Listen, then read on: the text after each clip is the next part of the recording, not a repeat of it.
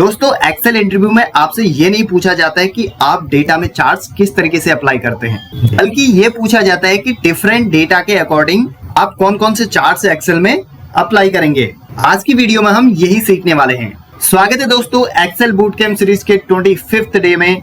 आज हम सीखेंगे एक्सेल में चार्ट्स अप्लाई करना। दोस्तों इस वीडियो में हम डिफरेंट डेटा के साथ में कौन कौन से चार्ट्स अप्लाई करते हैं उसके बारे में यहाँ पे सीखेंगे। अगर आप इस वीडियो को एंड तक देखेंगे तो आपके चार्ट से रिलेटेड सारे के सारे कॉन्सेप्ट्स क्लियर हो जाएंगे और इस वीडियो के एंड में मैं आपको एक बोनस टिप्स भी दूंगा जो आपके एक्सेल इंटरव्यू में काफी ज्यादा हेल्पफुल होगी। मान लीजिए हमारे पास एक डेटा है जिसमें यहाँ पे months, region, category, sales, profit, target and customers. अब इस डेटा में यहाँ पे मंथ्स और रीजन है और इनके अकॉर्डिंग यहाँ पे जो प्रोडक्ट्स हैं उनकी सेल्स है, उनका प्रॉफिट है और टोटल टारगेट कितना था और कितने कस्टमर्स किस कैटेगरी में हैं, ये सारी की सारी डिटेल इस डेटा में है।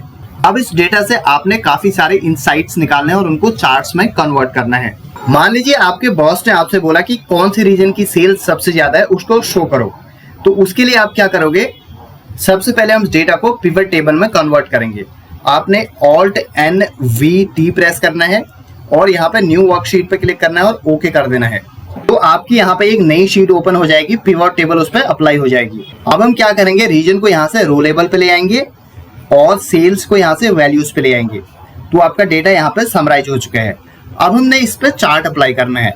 यहाँ पे हम क्या कर रहे हैं, रीजन्स को सेल्स के साथ में कंपेयर कर रहे हैं। जब भी हम एक्सेल में कंपैरिजन करते हैं तो हम यूज करते हैं कॉलम चार्ट का। हम यहाँ से इंसर्ट टैब में जाएंगे और यहाँ आपको चार्ट्स वाले ग्रुप में सबसे पहले ही मिल जाएगा ये कॉलम चार्ट। इस पर क्लिक करेंगे और पहले वाले को ही यहाँ से सिलेक्ट कर लेंगे। अब देखिए जैसे मैंने सिलेक्ट किया, यहाँ पे चार्ट आपका अप्लाई हो चुका है। अब हम इसके साइज को थोड़ा सा छोटा कर देते हैं और इसके नेम को मैं लिख लेता हूँ रीजन वाइज सेल्स। टोटल पर मैं क्लिक करूंगा और यहाँ पर लिख दूंगा रीजन वाइज सेल्स और इसको हम होम टैब में जाके यहाँ से बोल्ड कर देंगे। अब देखिए दोस्तों आपको यहाँ पे साफ साफ पता चल रहा है नॉर्थ रीजन की सेल्स सबसे ज्यादा है, उसके बाद साउथ, फिर वेस्ट और उसके बाद ईस्ट।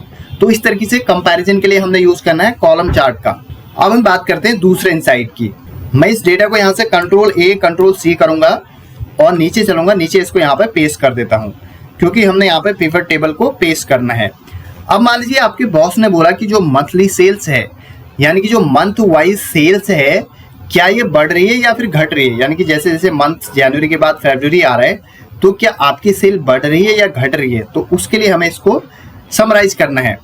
तो यहाँ पर हम बात कर रहे हैं ट्रेंड की। जब भी हम एक्सेल में ट्रेंड शो करते हैं तो हम यूज करते हैं लाइन चार्ट का।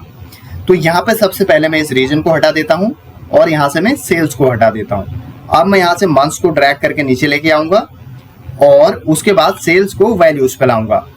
तो आप देखेंगे इसमें आपको नीचे मंथ्स हैं और यहाँ पे आपकी सेल्स है। अब आपने क्या करना है, यहाँ पे हम यूज करेंगे लाइन चार्ट का क्योंकि हमने यहाँ पे ट्रेंड शो करना है। फिर से मैं इंसर्ट में जाऊंगा और यहाँ पे अब देखिए ये है आपका सेकंड नंबर पे नीचे लाइन चार्ट। इस पे क्लिक करूंगा और इस पे ले लेता हूं मैं 2D फर्स्ट वाला ऑप्शन, ये मैंने सेलेक्ट किया। अब इसके साइज को भी मैं थोड़ा सा छोटा कर लेता हूं। अब इसके नेम को हम लिख लेते हैं मंथ वाइज सेल्स। इसकी मैंने हेडिंग चेंज कर ली है। अब आपको नीचे दिख रहा है, देखिए यहाँ पे आपके वर्टिकल में यहाँ पे सेल्स है और हॉरिजॉन्टल में आपके मंथ्स हैं। अब देखिए जनवरी की सेल्स आपकी इतनी है, उसके बाद फरवरी मार्च तक आपकी सेल्स बढ़ रही है और उसके बाद जून तक आपकी सेल्स कम हो रही है, जुलाई में फिर से बढ़ गई और अगस्त में फिर से कम हो गई। तो इस तरीके से चार्ट से आपको ये साफ साफ ट्रेंड यहाँ पे शो हो रहा है। अब मान लीजिए हमें कैटेगरी वाइज सेल्स निकालनी है तो मैं इस डेटा को यहाँ से Ctrl+A Ctrl+C करूंगा और नीचे पेस्ट कर दूंगा। अब मंथ को यहाँ से हटा देता हूँ और फिर वहां से सेल्स को हटा देता हूँ। अब मैं कैटेगरी को ले आऊंगा रो में और उसके बाद आपका सेल्स को ले आऊंगा वैल्यूज पे। तो आपको कैटेगरी वाइज यहाँ पे सेल्स दिख रही है। अब हमने यहाँ पे भी कंपैरिजन करना है, यानी कि हमने पता करना है कौन से कैटेगरी की सेल सबसे ज्यादा हो रही है यहाँ पे। तो उसके लिए भी हम क्या यूज करते हैं, कॉलम चार्ट का, जैसा कि हमने फर्स्ट में किया था यहाँ पे। अब मैं फिर से इंसर्ट में जाऊंगा और यहाँ से चार्ट्स के अंदर जाऊंगा कॉलम चार्ट में। पर यहाँ पे हमारे लिए बेस्ट रहेगा बार चार्ट यूज करना क्योंकि कैटेगरीज का नेम कभी कभी बड़ा होता है तो वो हमारे कॉलम्स में शो नहीं होता है। तो इसलिए हम यहाँ पे लगा लेंगे बार चार्ट। मैं इस पे क्लिक किया और इसको मैं थोड़ा सा छोटा कर लेता हूँ यहाँ से। अब हम इसका नेम लिख लेते हैं कैटेगरी वाइज सेल्स। तो इस तरीके से हमने यहाँ पे बार चार्ट अप्लाई कर दिया है। अब देखिए वर्टिकली आपको यहाँ पे प्रोडक्ट्स के नेम मिलेंगे और यहाँ पे उनका सेल्स आपको मिलेगा हॉरिजॉन्टल में। इसमें आपको पता चल रहा है लैपटॉप की सबसे ज्यादा यहाँ पे सेल हुई है। अब मान लीजिए इस डेटा में यहाँ पे हमने सेल्स का टारगेट के साथ कंपैरिजन करना है कि अगर सेल्स बढ़ रही है तो टारगेट मैच हो रहा है या फिर नहीं हो रहा है। तो उसके लिए हम क्या करेंगे, यहाँ पे फिर से मैं इसको यहाँ से कंट्रोल ए कंट्रोल सी करता हूँ और नीचे इसको यहाँ पे पेस्ट कर देता हूँ। नया पिवट टेबल हम यहाँ पे अप्लाई करेंगे। कैटेगरी को मैं यहाँ से हटा देता हूँ, सेल्स को भी मैं यहाँ से हटा देता हूँ। अब मैं मंथ्स को ले आता हूँ रो पे यहाँ पे, और उसके बाद सेल्स को ले आऊंगा आपके वैल्यूज पे और टारगेट को भी ले आऊंगा वैल्यूज पे। तो अब आप देखिए यहाँ पे आपके दोनों के दोनों आ चुके हैं। ये आपके मंथ्स हैं, ये आपका यहाँ पे सेल्स है, ये आपका यहाँ पे टारगेट है। अब आपने इसी को शो करना है चार्ट से।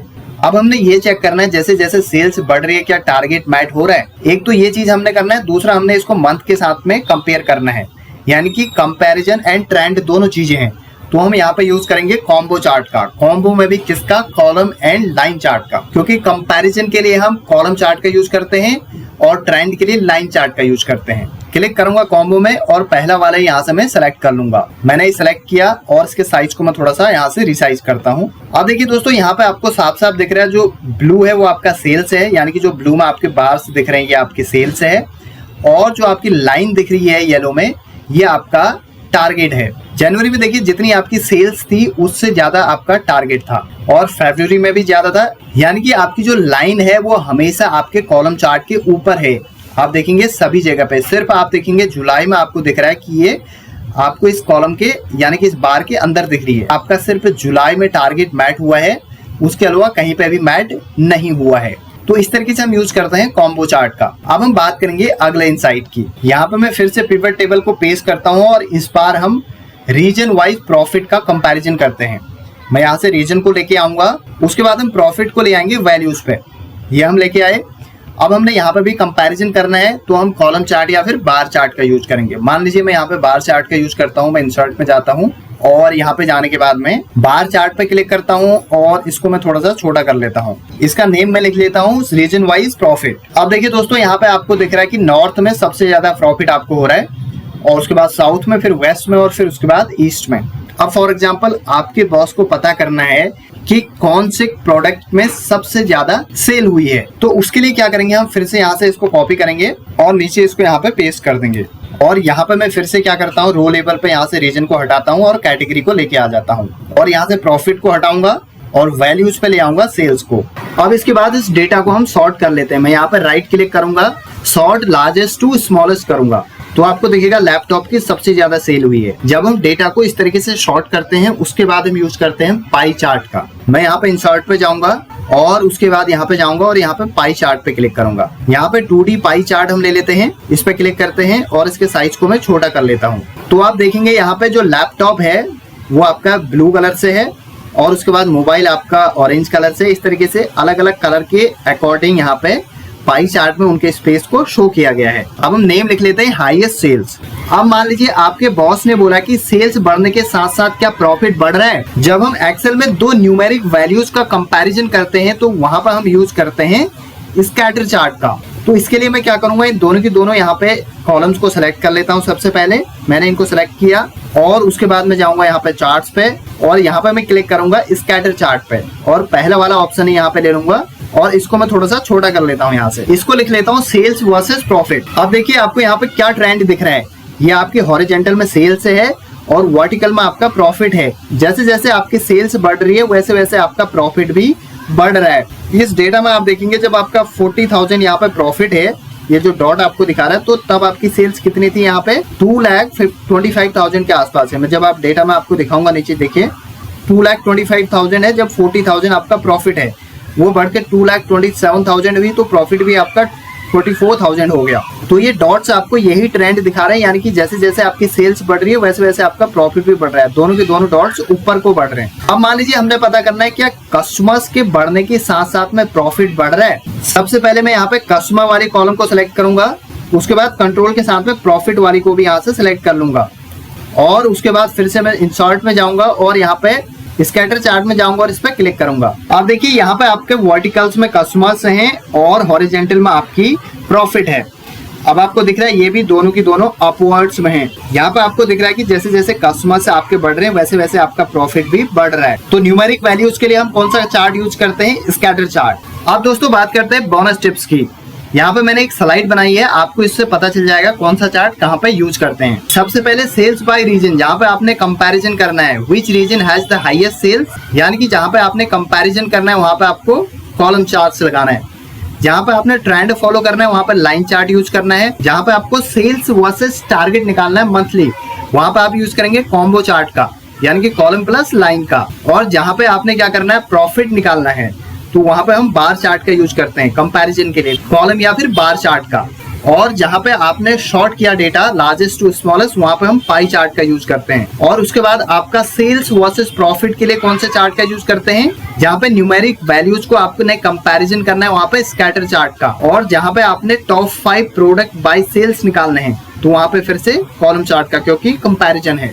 तो ये स्लाइड आपके लिए काफी ज्यादा यूजफुल है। तो दोस्तों ये था आज का वीडियो। अगर आपको वीडियो पसंद आए तो प्लीज मेरे चैनल को शेयर एंड सब्सक्राइब करें। मिलते हैं अगले वीडियो में, तब तक के लिए बाय बाय।